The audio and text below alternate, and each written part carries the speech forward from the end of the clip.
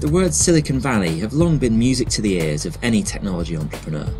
Since the 1960s, innovators have flocked to towns like Palo Alto in the San Francisco Bay Area to build their startups in the hope of changing the world and making a fortune in the process. We came down from Waterloo, Ontario to the Bay Area specifically because it was just the place to be. There was the networking, the talking to people who've done it before, working with experts, working with mentors that have gone through the process of starting a hardware company. It's just, you can't get that anywhere else in the world. Even tech companies founded elsewhere, such as Amazon or Samsung, have offices here in the Valley to capitalise on the density of talent and ideas. There are so many hard things to do in a startup. Like, everything's hard. Raising money, building a product, getting customers, everything's hard.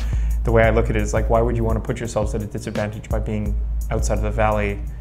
That's almost like an easy thing that you can change, whereas all the other things are ridiculously hard.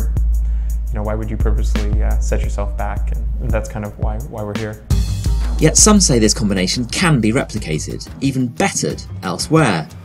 Advocates of New York, London or Berlin say that they offer a more diverse set of skills that includes retail, art and culture as well as raw technology, and all for a lower cost. Two key components of any tech startup, talent and office space, could hardly be more expensive than in San Francisco's increasingly frenzied market. The startup community in New York, once dubbed Silicon Alley, has seen vigorous backing from Mayor Mike Bloomberg, while in the UK, London's Tech City, sometimes known as Silicon Roundabout, has received support from Downing Street.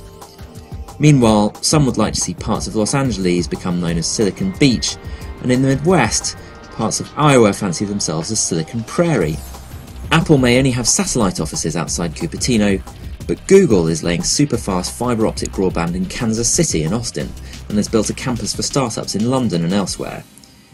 Yet for Walter de Brouwer, the Belgian founder of health monitoring device startup Scanadu, the Valley still offered something that Europe cannot. The main attraction is the fact that this is a place where your beliefs are challenged every day. You change your thoughts about the company every day because you see you are at the front line of competition.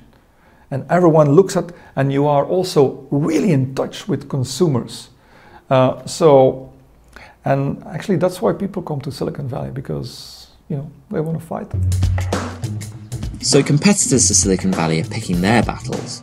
In mobile games, Scandinavia is producing hits such as Angry Birds, Clash of Clans and Minecraft, at a time when California natives such as Zynga and Electronic Arts are struggling. Europe has also produced the biggest challenger to iTunes' dominance in digital music, Spotify. And while American online retailers face new taxes, e-commerce is flourishing in the UK, where entrepreneurs are offered tax breaks. Silicon Valley may still be dominant, but for some kinds of innovations, it is no longer the only show in town. This is Tim Bradshaw, Financial Times, in San Francisco.